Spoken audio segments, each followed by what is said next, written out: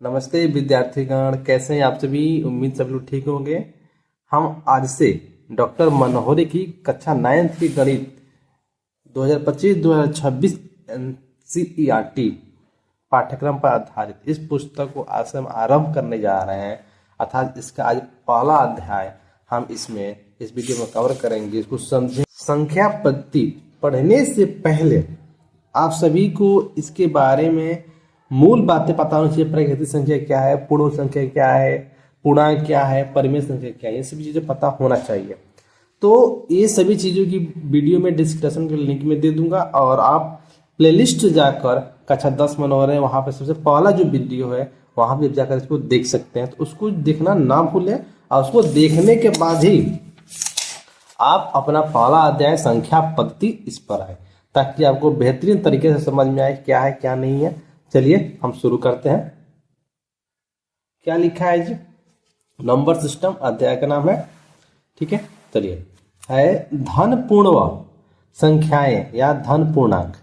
धन पूर्ण संख्याएं या धन पूर्णांक नेचुरल नंबर, प्राकृतिक संख्या क्या होती है। देखिए लिखा है, जिन संख्याओं की सहायता से वस्तुओं की गणना की जाती है उन्हें धन पूर्ण संख्याएं या गणना संख्याएं धन पूर्णांक कहते हैं। इसका मतलब क्या है, जब भी आप कोई वस्तु गिनते हैं तो एक से ही गिनते हैं जी, 1 2 3 4 5 यही ना गिनते हैं जी। तो उसी को क्या कहा जाता है? उसी को धन पूर्णांक या प्राकृतिक संख्या भी उसको कहा जाता है। ठीक है, आपको हमारी बात समझ में आ रही होंगी। अब देखिए आगे। अब यहाँ पे कह रहा है कि धन पूर्णांकों में अनुक्रमण सक्सेशन का भाव निहित होता है, अर्थात एक को छोड़कर से सभी धन पूर्णांक अनुक्रम से प्राप्त हो। इसका क्या मतलब है? देखिए इसका मतलब ये है, मैं बता रहा हूं आपको, एक रफ के माध्यम से मैं आपको समझाऊंगा। इसका मतलब ये है कि जब भी अनुक्रमण का मतलब क्या होता है। देखिए अनुक्रमण का मतलब ये होता है कि मान लीजिए कि हमारे पास एक है। अनुक्रमण का मतलब एक अधिक, कितना? एक अधिक। ठीक है, अगर मैं यहां पर एक लिखूं, एक, तो एक का अतिक्रमण यानी कि स्क्वायर प्लस में कितना आएगा? एक का अधिक, एक का क्या आता है जी? 2। और 2 क्या है, क्या आएगा? 3। यानी कि एक अधिक जोड़ते जाना है, इसी को सक्सेसर कहा जाता है, यानी कि अनुक्रमण कहा जाता है। एक के बाद 2, 2 के बाद 3, और एक से कोई छोटा होगा कभी नहीं। एक के बाद कोई अनुक्रमण नहीं होता है, एक से ही शुरू होता है, 1 2, इसलिए 2 से गिना जाता है। 2 3 4 5 ऐसे। अगर कोई पूछेगा 6 का अनुक्रमण बताइए, यहाँ मान लिख दिए 6 का अनुक्रमण बताइए, तो आप क्या लिखेंगे? 7। डायरेक्ट 7 लिख दीजिएगा। ठीक है, आप एक साथ लिखिएगा, आपका आंसर सही हो जाएगा। तो आई बात समझ में, यही होता है अनुक्रमण। क्या होता है? अनुक्रमण, है ना। अब देखिए यहाँ पर इसको किससे डिनोट करते हैं? देखिए तो इसे n से। इसका मतलब क्या है, अगर 6 का पूछा था 7 लिख दिए, तो इसका कोई ना कोई नाम लिखना पड़ेगा। तब ये नहीं कहेगा कि हाँ 7 हो गया तो आंसर नहीं है। अब इसको डिनोट, इसका नाम देना पड़ेगा। 7 एक संख्या है, अब हमें इसका नाम देना पड़ेगा। तो हम लिख सकते हैं यहाँ, मान लीजिए कि 1 2 3 4 5 6 ये लिखा हुआ है। तो ये तो 1 2 3 4 5 ऐसे पढ़ेंगे तो अच्छा नहीं लग रहा है, तो इसका कोई ना कोई नाम होगा ना। तो इसलिए इसका नाम लिखा जाता है एन से डिनोट किया जाता है। किससे? एन से। एन फॉर होता है नेचुरल नंबर। क्या होता है? नेचुरल नंबर को किससे डिनोट करते हैं? एन से प्रतिदर्शित करते हैं। एन से प्रतिदर्शित करते हैं। ठीक है, अब आगे देखिए। आगे हमारे पास क्या है? धन पूर्णांकों का योग। ये क्या होता है? ए और बी दो धन पूर्णांक हो तो उनका योगफल ए और बी होगा। ये तो जाहिर सी बात है, ये बहुत इजी है। कैसे? आप एक बात बताइए, अगर धन पूर्णांक बोला है, अगर मान लीजिए 3, अगर हम 4 ले रहे हैं, तो 3 हमारा एक पूर्ण संख्या है, 4 भी एक पूर्ण है, जोड़ेंगे तो क्या आएगा जी? 7। तो 7 पूर्णांक ना है। अब हमको बात हमारी बात समझ में आएगी। 3 भी क्या है? पूर्ण संख्या। 4 भी क्या है? पूर्ण संख्या। जोड़ेंगे तो क्या आएगा? 7। वही यहाँ पे कह रहा है, ए और बी दो धन पूर्णांक हो तो उनका योगफल क्या होगा? ए बी होता है। सिंपल है। ठीक है जी, चलिए आगे हम बढ़ते हैं।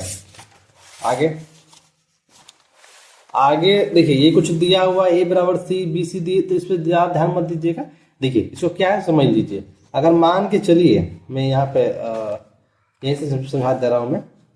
अगर मान के चलिए ए बराबर 5 हो, क्या हो? ए बराबर 5, तो ए बराबर 5 है तो सी बराबर 5 ही होगा, कुछ और नहीं होगा। अगर बी बराबर 5 है, अब देखिए यहाँ पर ए बराबर क्या माने थे? 5, तो सी बराबर क्या होगा? 5 ही होगा। सी क्या माने थे? 5, तो बी क्या होगा? 5 ही होगा। अगर ए 5 है तो बी भी क्या होगा 5। इसका मतलब क्या है, ए अगर 10 है तो बी कितना होगा 10, अगर बी 10 है तो सी 10 ही होगा, अगर ए 10 है तो सी 10 ही होगा। आई बात समझ में, बस ये कुछ और कुछ खास नहीं है जी। ठीक है, चलिए हम अपना अगला देखते हैं। अगला क्या है, संवरक नियम, क्लोजर लॉ। ये क्या कहता है, इस पर ध्यान दीजिए। कह रहा है जब दो धन पूर्णांकों को जोड़ा जाता है, जब दो धन पूर्णांकों को जोड़ा जाता है तो योगफल सदैव एक धन पूर्णांक होता है। तो योगफल सदैव एक धन पूर्णांक होता है। देखिए अब पूर्णांक जैसे आप देखिए, मैंने अभी जोड़ा था ये 3 और 4, क्या आया था 3 और 4 जोड़ा था ना जी, यहाँ पे क्या आया था 7। ये भी क्या है, धन पूर्णांक है। क्या है जी, धन पूर्णांक। अगर आप किसी भी विद्यार्थी के पास अगर ये किताब ना हो तो चिंता मत कीजिएगा, इस किताब की पूरी पीडीएफ में आपको फ्री में अपलोड कर देता हूँ, ताकि आप लोग इस किताब को अगर नहीं खरीदें फिर भी आप पढ़ाई कर सकते हैं। और उसके लिए आपको क्या करना होगा, तो ज़्यादा कुछ नहीं है जी। देखिए वीडियो के लिंक में मैंने ऑप्शन दे रखा है, या तो आप व्हाट्सएप चैनल पर जाकर मेरा नाम, चैनल का नाम सर्च कर लीजिए, उसे ज्वाइन कर लीजिए। अगर वो नहीं हो रहा है तो 81022019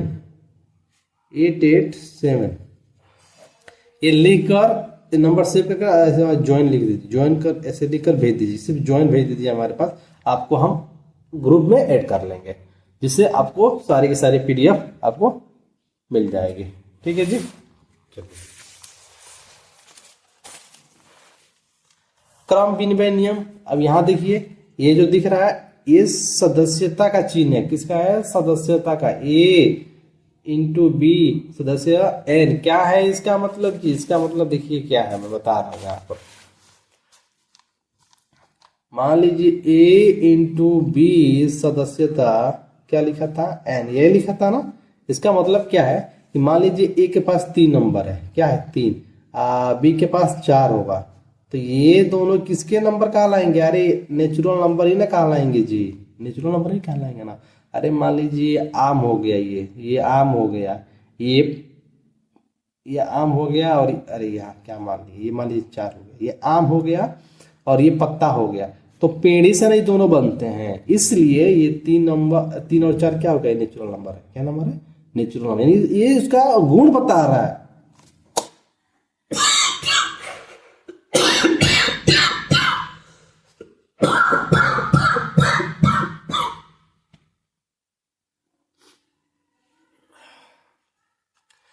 यानी कि इन दोनों का क्या बता रहा है, गुण बता रहा है, सदस्य बता रहा है, सदस्य की। ये 3 4 लिखा हो चाहे एन, बात क्या है, बराबर। क्या है, बराबर। ठीक है जी, आगे देखिए, आगे हमारे पास क्या है, क्रम विनिमय नियम। क्या है, क्रम विनिमय नियम क्या है, यदि दो धन पूर्णांकों 4 और 3 को जोड़ना हो तो स्पष्ट कि 4 में 3 को जोड़ने से वही फल प्राप्त होगा जो 3। देखिए इसका मतलब क्या है कि अगर 3 में हम 4 को जोड़े या 4 में 3 को जोड़े, बात बराबर ही होता है ना जी, है। यहाँ पे देखिए 4 3 3 4 जोड़ेगा तो बात 4 3 7, फिर 3 4 7, बात बराबर ही है जी। इसी को क्या कहते हैं, क्रम विनिमय नियम कहते हैं। ठीक है, यहाँ पे बता रखा है। सहचार्य नियम क्या होता है, ठीक सहचार्य नियम वही होता है, ठीक उसके अपोजिट। इसमें क्या होता है, 3 अंक देगा। देखिए यहाँ पर 4 8 3 दिया है, अब 4 8 3 जोड़िए, चाहे 4 8 प्लस 3, मतलब अलग अलग उसको ऐसे वैसे करके जोड़िए। मैं यहाँ पे जोड़ के दिखा दे रहा हूँ ताकि आप लोग इस चीज को समझ सके। मान के चलिए कि 4 8, मैं इसको ब्रैकेट में कर ले रहा हूँ, यहाँ मैं प्लस कर दे रहा हूँ, ठीक है। और मैं यहाँ पे 8 3 प्लस, इसमें 4 बाहर निकाल दिया मैंने और इसको यहाँ लिख दिया, 8 4 12 12 3 8 3 11 प्लस 4, तो 12 3 कितना होता है 15, 11 4 कितना हो गया 15। इसका क्या मतलब है, नंबर को आप किसी से भी उलाट पुलाट के जोड़िए, आपका नंबर क्या आएगा, सेम आएगा। अरे 4 को पहले लिखिए, इन तीनों में से कोई भी नंबर इधर उधर रख के जोड़िए, नंबर का आंसर क्या होगा, कोई भी 3 अंक जोड़िए उलाट पुलाट के, उसका आंसर क्या आएगा, बराबर आएगा। यही क्या है, सहचार्य नियम, कोई खास टॉपिक नहीं है जी। ठीक है, अब देखिए धन पूर्णांकों का गुणा क्या है, धन पूर्णांकों का गुणा करना आपको आता है ना जी। देखिए 7 चौको 28, 7 9 63, यही धन पूर्णांकों का गुणा है, ठीक है। और ये इसका सदस्यता का चिन्ह है, ठीक है जी। और उसी तरह क्रम विनिमय ये दिख रहे हैं, इसका भी यही कहना है कि 4 5 20 करे। देखिए 4 गुणे 5 कितना हुआ 20, और 5 गुणे 4 क्या हुआ 20। इसका मतलब उलाट कर सिर्फ गुणा करेंगे फिर भी हमारे पास वही ना आएगा, 20 ना आएगा जी, बात वही है, ठीक है। और ये शौचालय नियम भी सेम वही नियम है, ठीक है जी। चलिए हम अब आगे देखते हैं। आगे क्या है, संवृत्त समुच्चय। ये क्या होता है, तो संवृत्त समुच्चय में एक बात याद रखिएगा, इसमें सिर्फ योग और गुणा आता है, सिर्फ योग और गुणा आता है, ठीक है। घटाव और भाग नहीं आता है, बस इतना ही है जी, ठीक है।